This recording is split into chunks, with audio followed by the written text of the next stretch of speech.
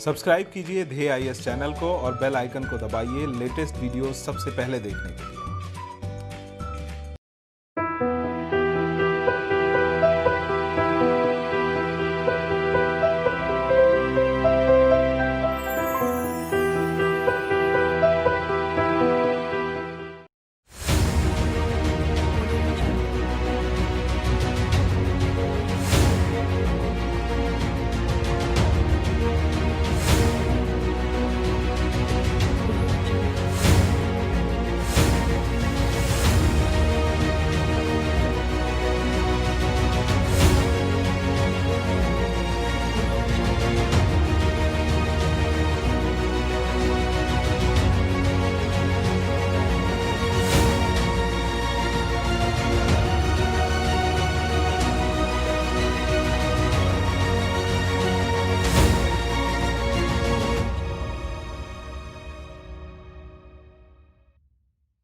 नमस्कार, मैं सुनील वर्मा ध्येय आईएएस टीम की ओर से आपका स्वागत करता हूं ध्येय टीवी पर। हम बात करेंगे डेली करंट अफेयर्स के अपने प्रोग्राम पर, जैसा कि हम प्रतिदिन करते आए हैं। आज के वीडियो में मैं दो टॉपिक डिस्कस कर रहा हूं। पहला जो टॉपिक है, इसमें हम बात करेंगे वोल्वाचिया बैक्टीरिया पर। देखेंगे आखिर ये वोल्वाचिया बैक्टीरिया क्या होते हैं, इस समय क्यों चर्चा में बने हुए हैं। वहीं जो दूसरी खबर है, इसमें हम बात करेंगे अवाक्स सिस्टम पर। देखेंगे अवाक्स सिस्टम क्या होता है और इस समय क्यों यह चर्चा में बना हुआ है। आइए इन्हीं दोनों खबरों को एक एक करके विश्लेषित करते हैं। सबसे पहले हम बात करेंगे वोल्वाचिया बैक्टीरिया पर। इसका बैकग्राउंड समझिए, जो कि पूरे टॉपिक को इंटरलिंक करने के लिए काफी महत्वपूर्ण है। डेंगू बुखार एक तीव्र गति का बुखार होता है, जो सही समय पर उपचार न किए जाने के कारण मौत का भी कारण बन जाता है। और जो डेंगू बुखार होता है, यह डेंगू वायरस की वजह से होता है। यह वायरस एडिज एजिप्टी प्रजाति के जो मादा मच्छर होते हैं, उनके माध्यम से इंसानों में पहुंचता है। डेंगू वायरस 4 प्रकार के होते हैं, जो एडिज एजिप्टी मच्छर के सलाइवा में मौजूद होते हैं। और जब यह मच्छर इंसानों को काटते हैं, तो मच्छर के सलाइवा से यह वायरस इंसानों के खून में पहुंच जाते हैं और उसके बाद यह अपना विकास करके इंसानों को बीमार करते हैं और इसकी वजह से मौत की घटनाएं भी आम हो जाती हैं। इस वायरस से संक्रमित होने पर इंसान को बुखार आता है, सिर दर्द आता है, शरीर पर चेचक जैसे चकत्ते पड़ जाते हैं, रेड कलर के छोटे छोटे, मांसपेशियों और जोड़ों में दर्द होता है। इसे हड्डी तोड़ बुखार के नाम से भी जाना जाता है, क्योंकि हड्डियों में इस प्रकार की टूटन या दर्द होता है जैसे हड्डियां टूट गई हों। डेंगू से प्लेटलेट्स की संख्या तेजी से कम होती है। और प्लेटलेट्स क्या होता है, जिसके कारण जो है कि ब्लड जमता है, तो उसकी संख्या कम हो जाती है। और प्लेटलेट्स की संख्या कम होना इंसानों के लिए खतरनाक है, और जब यह बहुत कम हो जाता है तो इंसानों की मृत्यु का कारण बन जाता है। डेंगू वायरस से बचने के लिए अभी तक कोई वैक्सीन नहीं है। इसी के कारण इससे बचाव के अनेक महत्वपूर्ण प्रयास किए जा रहे हैं। द्वितीय विश्व युद्ध के बाद इस बीमारी ने विश्वव्यापी रूप धारण किया और आज इसका प्रसार लगभग 110 देशों में। प्रत्येक वर्ष लगभग 50 से 100 मिलियन लोग डेंगू बुखार से पीड़ित होते हैं। वहीं अगर हम WHO की बात करें, तो उसके अनुसार हाल के समय में डेंगू के मामले बढ़े हैं। कारण यह है कि जैसे जैसे ग्लोबल वार्मिंग हो रहा है, क्लाइमेट चेंज आ रहा है, इसके वजह से मच्छरों की जो प्रजातियां हैं उनमें वृद्धि हुई है और उसके वजह से डेंगू ने भी अपना पैर ज़्यादा पसारा है। खैर, WHO के ही अनुसार विश्व भर में प्रति वर्ष डेंगू के संक्रमण के लगभग 39 करोड़ मामले देखे जाते हैं, जिसमें से सिर्फ 9.6 करोड़ मामले डेंगू के लक्षण जिसमें स्पष्ट होते हैं। लेकिन कहीं ना कहीं अगर आप सोचिए, प्रत्येक साल लगभग 39 करोड़ अगर केसेस रजिस्टर हो रहे हैं, तो ये कितनी बड़ी संख्या है किसी बीमारी के संदर्भ में। भारत में भी वर्ष 2018 में डेंगू के लगभग 1 लाख से अधिक मामले दर्ज किए गए, तो वहीं इनकी संख्या वर्ष 2019 में बढ़कर 1.5 लाख से ज़्यादा हो गई, अर्थात 1.5 लाख से ज़्यादा हो गई। इस बीमारी को नियंत्रित करने के लिए अनेक प्रकार के शोध प्रयास किए जा रहे हैं और इसी प्रकार का एक शोध, एक रिसर्च वैज्ञानिकों के एक समूह द्वारा द्वारा लंबे समय से डेंगू से निपटने के लिए किया जा रहा था और इसी के तहत वर्ल्ड मॉस्किटो प्रोग्राम अर्थात WMP के तहत एक काम कर रहे थे। तो वर्ल्ड मॉस्किटो प्रोग्राम क्या है कि विश्व में जो मच्छरों की समस्या है इस पर यह रिसर्च करने वाला समुदाय है, ग्रुप है। इन्हीं प्रयासों के तहत यह शोध में यह सामने आया कि यदि एडिज एजिप्टी मच्छर बोलबाचिया नामक बैक्टीरिया से संक्रमित हो जाते हैं तो एडिज मच्छर के अंदर से डेंगू वायरस का प्रभाव समाप्त हो जाता है। आसान शब्दों में मैं समझाऊं कि मैंने कहा एडिज एजिप्टी जो मच्छर होते हैं इन्हीं के वजह से डेंगू क्या होता है, वायरस फैलता है इंसानों तक। यदि जो मच्छर है वो क्या हो जाए, यह जो बोलबाचिया बैक्टीरिया है वह मच्छर क्या हो जाए, इससे संक्रमित हो जाए।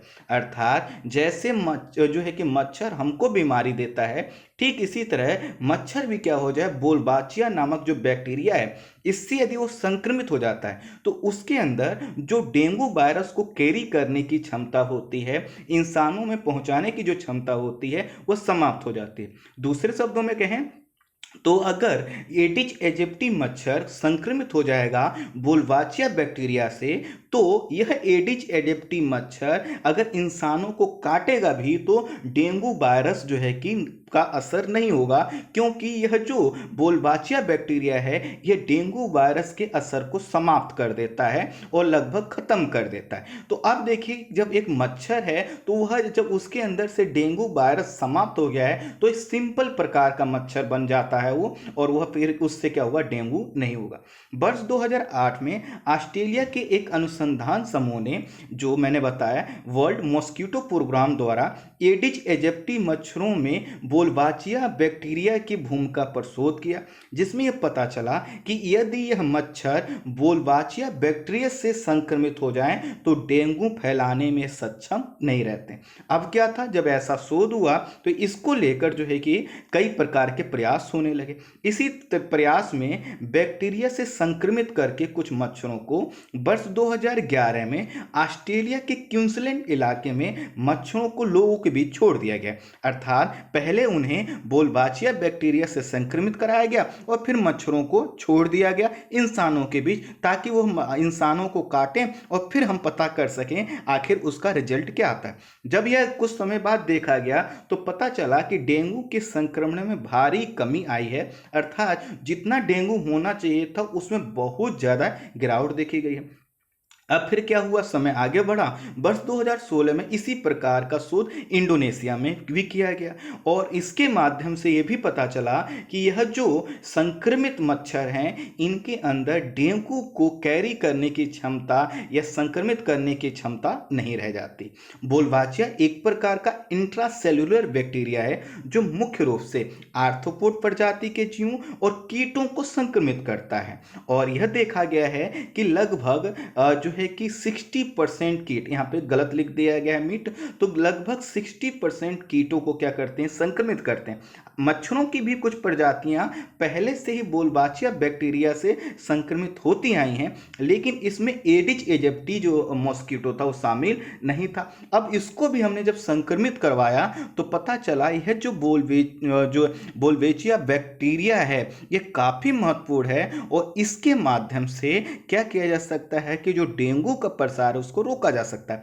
और सामान्यतः यह बहुत कॉमन जो है कि बैक्टीरिया है, हर जगह लगभग पाया जाता है, और जब हर जगह पाया जाता है तो बस इससे करने की ज़रूरत क्या है कि जो मच्छर हैं इनको संक्रमित करवा देना। जब आप समझिए कि जब यह जो बोलबेचिया बैक्टीरिया से क्या होगा, जब मच्छर संक्रमित होंगे तो इन मच्छरों को आप छोड़ दीजिए और फिर क्या करेंगे, यह जो है कि संकरण करेंगे, अर्थात इंटरब्रीडिंग करेंगे, अर्थात इनका भी तो प्रजनन होता है, और अधिकांश धीरे धीरे क्या होगा, ऐसी मच्छरों की प्रजातियां विकसित हो जाएंगी जिनमें क्या होगा, बोलबेचिया बैक्टीरिया का संक्रमण होगा। ऐसे में अधिकांश मच्छर क्या हो जाएंगे, वह जो है कि बोलबेचिया बैक्टीरिया से संक्रमित होंगे और उनके अंदर से डेंगू का असर समाप्त हो जाएगा। आसान शब्दों में मैं कहूँ, मान लीजिए आपने किसी भी स्थान पर लैब में या किसी स्थान पर जो मच्छर हैं उनको क्या करवा दिया, बोल्वेचिया बैक्टीरिया से संक्रमित करवा दिया। अब फिर उन मच्छरों को छोड़ दीजिए तो वो मच्छर वातावरण में जाएंगे, वह अपनी संख्या में क्या करते हैं, वृद्धि करते हैं। तो जो भी वृद्धि होने लगेगी, चूंकि बोल्वेचिया बैक्टीरिया उनके अंदर है, तो वह आने वाली जो मच्छरों की प्रजातियां हैं उनमें भी क्या होगा, यह जो है कि बोल्वेचिया बैक्टीरिया का प्रभाव होगा। और इसके वजह से यह जो है कि भविष्य में जब इनकी संख्या बढ़ जाएगी तो यही तो मच्छर रहेंगे। ऐसा तो नहीं रहेगा मच्छर एक मच्छर ऐसा तो नहीं होगा 50 साल जिएगा। तो मच्छर क्या हो जाएंगे, जो पुराने मच्छर हैं वो मरते जाएंगे, जो नए मच्छर आएंगे वह क्या होंगे, वह जीवित रहेंगे। और उनमें क्या होगा, यह जो बैक्टीरिया है इसका असर रहेगा और यह असर इनको क्या करेगा, डेंगू फैलाने से रोकेगा। यही शोध कहता है। यदि यह संक्रमित मच्छर किसी ऐसे व्यक्ति को भी काटते हैं जो डेंगू से संक्रमित है, तो डेंगू वायरस खून के माध्यम से मच्छर में तो चला जाएगा लेकिन वो सक्रिय नहीं रहेगा। मान लीजिए अपने ऊपर मैं एग्जांपल लेता हूं कि मान लीजिए अब यह जो मच्छर है यह तो क्या है, बैक्टीरिया से संक्रमित हो गया है, बोल्वेचिया बैक्टीरिया से, और इसने मुझे काटा, मुझे पहले से डेंगू है। तो भी क्या होगा, भले ही मेरे ब्लड से डेंगू क्या हो जाएगा, मच्छर तक पहुंच जाएगा, लेकिन फिर भी यह डेंगू वायरस जैसे ही मच्छर में पहुंचेगा, चूंकि उसमें बोल्वेचिया बैक्टीरिया का असर है, तो इसके वजह से क्या हो जाएगा, वह डेंगू का जो वायरस है वो समाप्त हो जाएगा। और इससे क्या होगा, जो जिस मच्छर ने मुझे काटा था और मेरे द्वारा उसके पास तक जो है कि संक्रमित जो है कि डेंगू वायरस गया, वह मच्छर अब किसी और को काटेगा तो मेरा जो डेंगू वायरस गया है वह उसको नहीं पहुंचाएगा, अर्थात उसको आगे चैन नहीं बन पाएगी। तो कहीं ना कहीं यह काफ़ी महत्वपूर्ण है। और इस तरह से यह पता चला है कि कहीं अगर हम बोल्वेचिया बैक्टीरिया का सही से यूज कर लेते हैं तो आने वाले समय में डेंगू जैसे बीमारी का हम सामना कर सकते हैं। इंडोनेशिया के योग्याकार्ता शहर को 24 क्लस्टर में बांटकर प्रयोग किया गया। उसमें कुछ जो है कि क्लस्टर में क्या कर दिया गया, जो वहां के मच्छर थे उनको संक्रमित कराया गया और लगभग 27 माह तक हमने रिसर्च किया, शोध किया। फिर आंकड़ों से पता चला कि डेंगू के मामलों में 77% की गिरावट देखी गई है। और कहीं ना कहीं जैसे जैसे समय बढ़ेगा तो यहाँ पर उन मच्छरों की संख्या ज़्यादा होगी जो बोल्वेचिया बैक्टीरिया से संक्रमित हैं। तो अपने आप ये जो 77% है ये आगे चल के हो सकता है 97% भी हो जाए। इस प्रयोग से क्या हुआ है, डेंगू बीमारी पर न सिर्फ नियंत्रण रखना आसान होगा बल्कि आने वाले समय में जो मच्छर हैं उनसे फैलने वाली अन्य जो बीमारियां हैं उन पर भी नियंत्रण रखना आसान हो जाएगा। अब हम बात करेंगे दूसरे टॉपिक पर, अवाक्स सिस्टम पर। अवाक्स सिस्टम को समझने के लिए आप अपने स्क्रीन पर जो इमेज है इसको थोड़ा ध्यान से देखिए। इसमें देखिए एक रडार है। यह रडार क्या करता है, कुछ किरणें भेजता है और किरणें जो निकल कर जाती हैं तो सामने से या किधर से भी जो कोई भी पदार्थ अगर आ रहा होगा, कोई वस्तु आ रही होगी तो उससे टकराएंगे, उससे टकरा कर क्या होंगे, फिर वापस आएंगे। जैसे यह देख लीजिए, देखिए यह एक एंटीना नुमा दिखाई दे रहा है। इसी प्रकार के रडार होते हैं, यहाँ से किरणें निकलती हैं, वो सामने से आ रहे किसी चीज़ से टकराती हैं, आकर इसको इन्फॉर्म करती हैं। तो पूरा ये जो रडार है, इसमें हम रडार का मतलब क्या समझते हैं कि जिससे हम किसी चीज़ का, किसी वस्तु का क्या करते हैं, पता लगाते हैं। और देख लीजिए, ये देखिए आप इसके पास, अब देखिए आपके पास रडार है। इस रडार में आप देखेंगे तो इस रडार से क्या होती हैं, किरणें निकलती हैं और किरणें निकालकर ये देखिए जो टारगेट है इससे टकराती हैं और टकरा कर फिर क्या होते हैं, रिसीवर के पास यह पहुंचती हैं। और रिसीवर के पास जब ये पहुंचती हैं तो रिसीवर क्या करेगा, सूचना देगा कि सामने से या किसी भी डायरेक्शन से क्या होता है, कोई वस्तु आ रही है। आप देखिए यहाँ पर जो रडार है उसके पास से किरणें निकल रही हैं, फिर टकरा कर उसके पास भी जा रही हैं, रिसीवर के पास में। तो रिसीवर कहीं दूर भी हो सकता है और रडार से चिपका हुआ भी हो सकता है। कुल मिलाकर हमें रडार का जो सिस्टम है इसको थोड़ा सा समझना है। अब देखिए यहाँ पर भी एक रडार आपको दिखाई दे रहा है। अब ये जो रडार है यह देखिए क्या कर रहा होगा, यह चारों तरफ जो भी इसकी रेंज होगी वहां तक किरणों को कुछ भेज कर पता कर रहा होगा। जैसे कि मैंने दिखाया इमेज में कुछ किरणें निकलती हैं, आगे बताऊंगा कौन सी किरणें निकलती हैं। अब सोचिए, थोड़ा सा कल्पना करिए कि इसके सामने जो पहाड़ी क्षेत्र है, यह पहाड़ी क्षेत्र बहुत ऊंचा हो जाए और यह जमीन पर रखा हुआ है। तो क्या किरणें पर्वत को छेद कर दूसरे तरफ देख पाएंगी? नहीं देख पाएंगी ना। तो कहीं ना कहीं ये जो जमीन पे रखे रडार होते हैं थोड़े से कमजोर हो जाते हैं। तो इसी संदर्भ में एक और रडार यूज होता है, और यही जो रडार है यह जहाजों के माध्यम से कार्य करता है, और इसी को बोलते हैं अवाक्स। अब देखिए, मैंने आपको सिर्फ और सिर्फ थोड़ा सा ब्रीफ किया है, एक एक मिनट्स में अब जो है कि टेक्स्ट का ले रहा हूं, इसको मैं आपको समझाता चलूंगा, चीजें काफी आसान होंगी, थोड़ा ध्यान से सुनिएगा। रडार अर्थात रेडियो डिटेक्शन एंड रेंजिंग, ध्यान दीजिए, रेडियो डिटेक्शन एंड रेंजिंग का संक्षिप्त रूप। रेंजिंग का मतलब कहाँ पे वह कौन सा रेंज है, डिटेंशन का मतलब होता है पता करवाना, एक चीज का स्थिति का अवगत कराना। तो रडार क्या होता है, इसका फुल फॉर्म लिखा हुआ है, रडार वस्तुओं का पता लगाने वाली एक प्रणाली है, एक सिस्टम है, जो माइक्रोवेव अर्थात सूक्ष्म तरंगों तथा रेडियो तरंगों का उपयोग करती है। इसमें से जो किरणें निकलती हैं कौन सी होती हैं, माइक्रोवेव या फिर रेडियो वेव होती हैं। इनकी सहायता से किसी गतिमान वस्तु जैसे वायुयान, जलयान या किसी भी दूसरी चीज का इस वस्तु का क्या कर सकते हैं आप, अगर वह पास में आती है, आपके रडार के रेंज में है, तो उसकी आप दूरी पता कर सकते हैं, स्पीड पता कर सकते हैं, ऊंचाई पता कर सकते हैं, चाल किस डायरेक्शन में वो बढ़ रहा है, सब कुछ पता कर सकते हैं। फॉर एग्जाम्पल मैं कहूँ कि अगर हमने क्या किया, अच्छा रडार सिस्टम लगाया है, मान लीजिए हमने लगा दिया है जो है कि केरला के पास, केरला के किसी भाग में हमने लगा दिया, अब हमें पता चला सोमालिया से कोई जो है कि मिसाइल आ रही, तुरंत हमारा रडार क्या करेगा, क्योंकि उस रडार से बार बार किरणें निकल रही होंगी, वह मिसाइल से टकरा कर आएंगी और हमारे रडार के जो रिसीवर है उसको तुरंत सूचित करेंगे कि कोई वस्तु इतनी तीव्र गति से आ रहा है। तुरंत हमारा रडार क्या करेगा, फिर पता करेगा कि आखिर वस्तु है क्या, किस स्पीड से बढ़ रही है, डायरेक्शन क्या है, सभी चीज़ों को क्या कर देगा, वह डिस्प्ले कर देगा, और फिर आपके पास मौका होगा, आप उसको मार गिराइए या जो करना हो करिए। तो कुल मिलाकर आप इसको समझ पाए, रडार का जो आविष्कार किया गया था वह टेलर व लियो यंग के द्वारा 1929 में किया गया था, लेकिन चर्चा में यह उस समय आया जब 1940 में इसका प्रयोग अमेरिकी नौसेना ने किया। रडार क्योंकि एक सिस्टम है, इसमें कई उपकरण घटक शामिल होते हैं। कौन सा होता है, एक होता है मैग्नेट्रोन, दूसरा होता है ट्रांसमीटर, तीसरा है रिसीवर, और जो है कि इसमें एक स्क्रीन भी होती है। मैग्नेट्रोन क्या करता है, रेडियो तरंगों को उत्पन्न करता है, ये वही तरंगे हैं जो निकलती रहती हैं, और जब यह रेडियो तरंगों को उत्पन्न करता है तो यह एक निश्चित समय अंतराल पर विभिन्न दिशाओं में एक एंटीना के माध्यम से तरंगों को भेजता रहता है, जैसा कि मैंने स्टार्टिंग में आपको स्क्रीन में दिखाया। अब क्या करता है कि बहुत कम समय में क्या करता है, यह तरंगों को भेजता रहता है। अब प्रश्न आएगा कि आखिर यह जो है कि तरंगों को जो भेजता है कितना समय में भेजता है।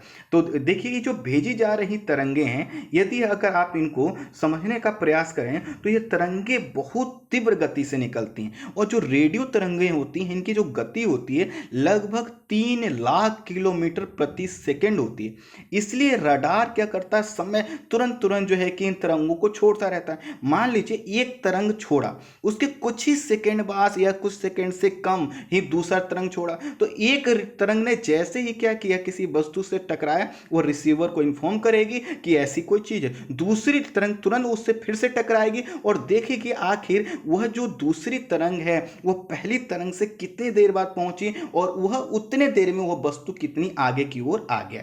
कुल मिलाकर भेजी जा रही तरंगे यदि किसी वस्तु से टकराती हैं तो ये तरंगे रिसीवर पर पहुंचते हैं और संबंधित वस्तु के विषय में पता चल जाता है।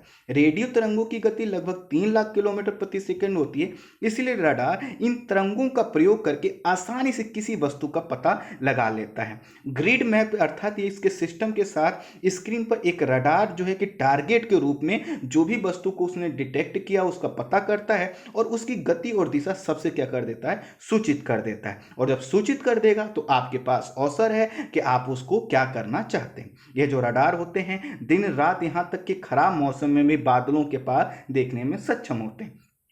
खराब मौसमों में भी आपने देखा होगा जो वाणिज्यिक उड़ानें हैं वह काम कर पाती हैं, तो उसके पीछे कारण यह होता है कि जो वहाँ पे जो एयर ट्रैफिक कंट्रोलर्स होते हैं वह दो चीज़ों, एक ट्रांसपोंडर्स और दूसरा रडार पर निर्भर होते हैं। कुल मिलाकर यहाँ पर भी आप रडार की भूमिका को समझ सकते हैं। जो रडार होते हैं वह 199 मील दूर किसी वस्तु का पता लगाकर आसानी से सूचित कर देते हैं। अब ये जो भी हमने देखा रडार, इसमें क्या करता है, जो एंटीना होता है वो एंटीना क्या कर रहा है, किरणों के माध्यम से पता कर रहा है। ये घूमता भी रहता है, कई बार स्टेबल भी रहता है। तो ये क्या करता है कि जो भी टारगेट इसको दिखाई देता है उसको मॉनिटर पे प्रेजेंट करता है, और यह मॉनिटर पे क्या करता है, उसका प्रतिरूप बना देता है कि यह चीज है, यह वस्तु है। और जब कोई क्या करता है, रडार किसी चीज या किसी टारगेट या किसी वस्तु का प्रतिरूप बनाता है तो इसको बोलते हैं पिप। तो पिप आपसे पूछा जा सकता है रडार के संदर्भ में, तो आप बता दीजिएगा कि मान लीजिए एक रडार ने किसी हवाई जहाज, किसी पानी के जहाज, किसी चीज को डिटेक्ट किया, उसका प्रतिरूप जो बनाता है उसी को पिप कहते हैं। अब देखिए जो रडार हैं ये क्या होते हैं, जमीन पर जो रखे जाते हैं, फिक्स कर दिए जाते हैं। तो जमीन पर आधारित रडार मुख्य रूप से पृथ्वी की वक्रता अर्थात जो उसका घुमाव है या पर्वतीय अवरोधों के कारण हर स्थान पर अपनी तरंगे नहीं पहुंचा पाते। फॉर एग्जाम्पल मैं कहूं कि हम क्या करते हैं, एक रडार लगाते हैं, और रडार कहाँ लगाते हैं, शिवालिक के दक्षिण में लगाते हैं, और फिर हम उससे उम्मीद करें कि वह रडार क्या करे कि चाइना की तरफ से या फिर जो है कि ट्रांस हिमालय के उत्तर से आ रही किसी चीज को पता कर ले, तो नहीं कर पाए। या तो वह इतनी ऊंचाई पे हो कि वह पर्वत से ऊपर की चीजों को भी क्या कर सके, किरणों को भेज सके।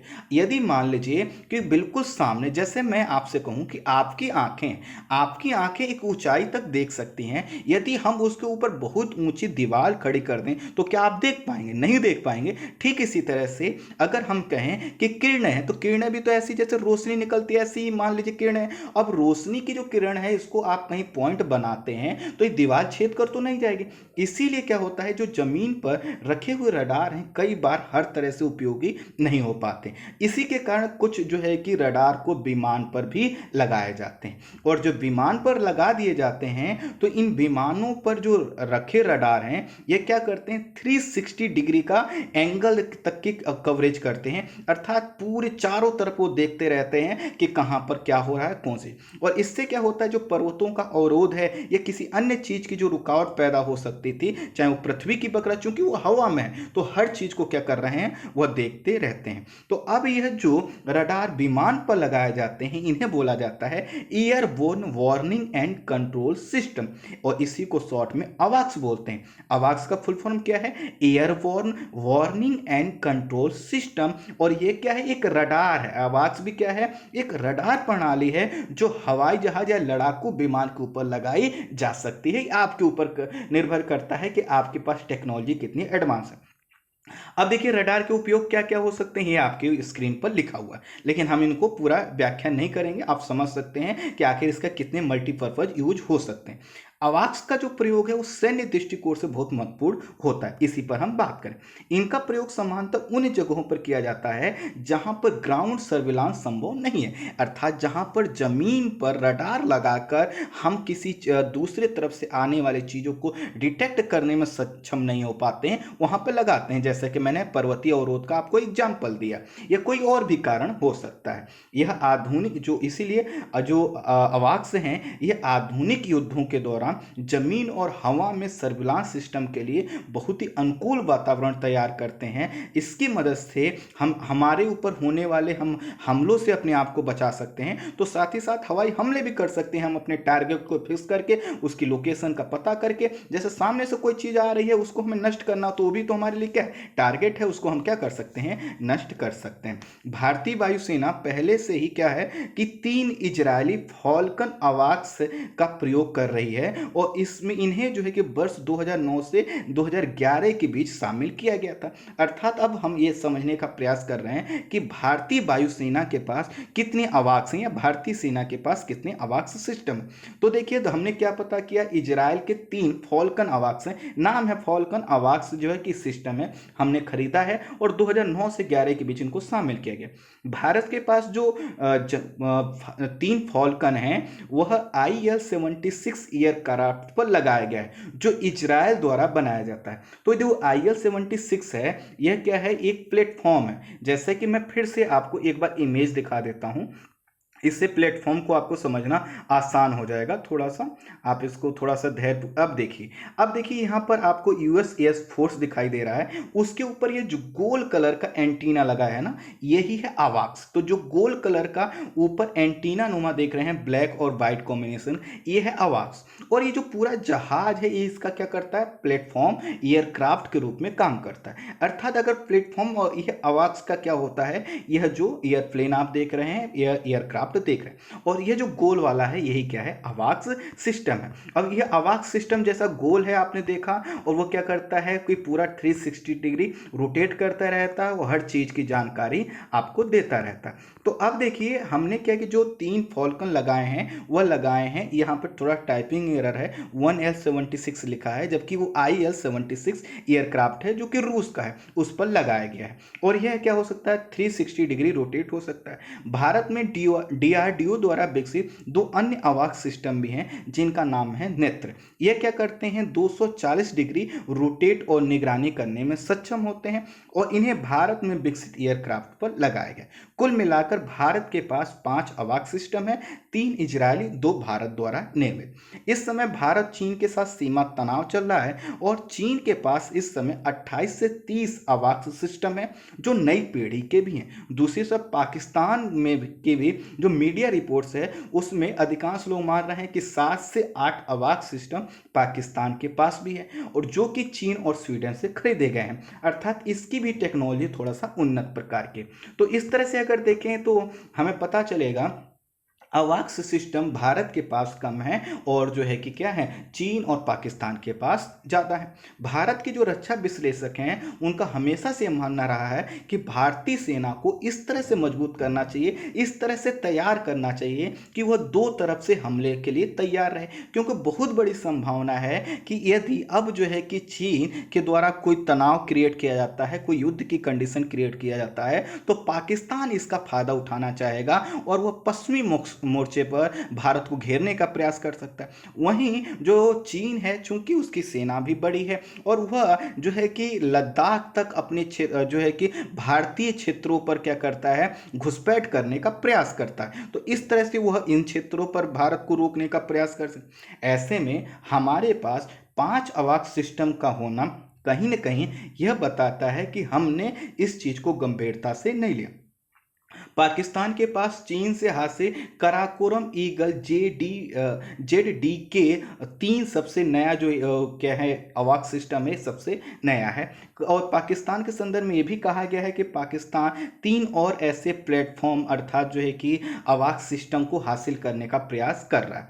अब देखिए 2 और फाल्कन अवाक्स के लिए रूस और इजराइल के साथ एक त्रिपक्षीय सौदा भारत ने किया था, जो कि कीमत को लेकर लंबे समय से लटका हुआ था, और इसके वजह से भारत के पास सिर्फ और सिर्फ अभी तक कितने थे, 5 ही अवाक्स सिस्टम बने हुए।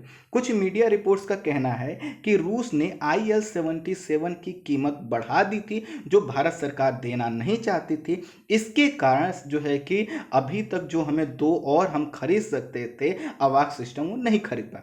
हाल ही में सरकार ने 2 और अवाक्स सिस्टम खरीदने की अनुमति दे दी है, जिस पर लगभग $2 बिलियन खर्च होगा। इसमें से $1 बिलियन अवाक्स के लिए होगा, तथा 1 बिलियन उसके प्लेटफॉर्म पर होगा, अर्थात जिस एयरक्राफ्ट पर, रूस के एयरक्राफ्ट पर, उस पर लगाया जाना है। इस प्रस्ताव को CCS अर्थात कैबिनेट कमेटी ऑन सिक्योरिटी को भेज दिया गया। कुछ टाइपिंग एरर है, उसके लिए माफी चाहता हूं, PDF में सही करके आपको दे दूं। तो इसको CCS अर्थात कैबिनेट कमेटी ऑन सिक्योरिटी को भेज दिया गया है, और कुछ ही दिन में इसको पूर्ण अनुमति मिल जाएगी। यदि इसको पूर्ण अनुमति मिल भी जाती है, तो इसकी डिलीवरी होने में लगभग 2 से 3 साल का समय लग सकता है। इसलिए कुछ लोग ये कह रहे हैं कि यह जो है कि भारत के लिए थोड़ा चिंताजनक है। कुछ लोग इसे चीन के साथ तनाव के साथ जोड़कर देख रहे हैं, क्योंकि भारत ने क्या किया है, चीन के साथ तनाव बढ़ाया है, इसलिए जल्दी में समझौता किया है, जबकि ऐसा नहीं है। भारत और इजराइल के बीच $2 अरब का रक्षा सौदा पहले से है, और भारत इन्हें खरीदने में जितना लेट करता, भारत को उसकी कीमत चूंकि समय के अनुसार बढ़ती जा रही थी, अधिक देना होता, इसलिए भारत ने क्या किया, इसको मंगा लिया। कुछ समीक्षकों का कहना है कि भारतीय ब्यूरोक्रेसी ने भारत चीन तनाव के बीच अपनी सुस्तता छोड़ दी है, और कुछ भी नया नहीं हुआ है। अर्थात यह जो पूरी प्रोसेस था अवाक सिस्टम को खरीदने का इजरायल से, पहले से प्रोसेस में है।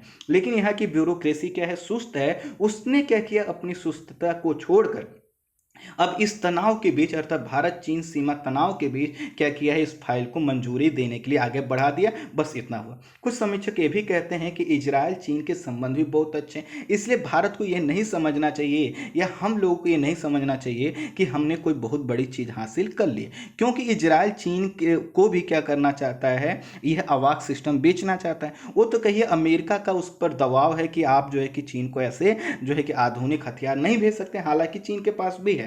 तो कहीं ना कहीं इससे यह पता चलता है कि हमने जो ये लेट लतीफ़ी किया, इसका खामियाजा भी हमको भुगतना पड़ सकता है। और कुछ समीक्षकों का तो यहाँ तक कहना है कि अभी जो भी हम 5 अवाक सिस्टम हैं वह किसी भी रूप में हमारे लिए पर्याप्त नहीं है। भारतीय सेना लंबे समय से आधुनिकीकरण की बात उठाती रही है, लेकिन इसकी जो रफ्तार है वो क्या है, काफ़ी धीरे रही है। तो इसी के कारण यह जो रक्षा सौदे और प्रस्ताव भारत सरकार के सामने लाए जाते हैं, समीक्षकों का कहना है कि इस पर थोड़ा समय रहते हुए ध्यान दिए जाने की आवश्यकता है। नहीं तो यह वही बात होगी कि जब क्या हुआ, आग लग गई तो हमें कुआं खोदना है और फिर पानी निकालकर आग बुझानी है। तो ऐसा बिल्कुल ना किया जाए, क्योंकि चीन की आक्रामकता बढ़ रही है। उसका रक्षा जो बजट है वो पहले से बहुत बड़ा है और उसे और भी वो बढ़ा रहा है। रक्षा उपकरण का जो उद्योग है उसका बनाने का, वो भी विकसित हो चुका है। और इससे ऐसे समय में भारत यदि अपनी सेना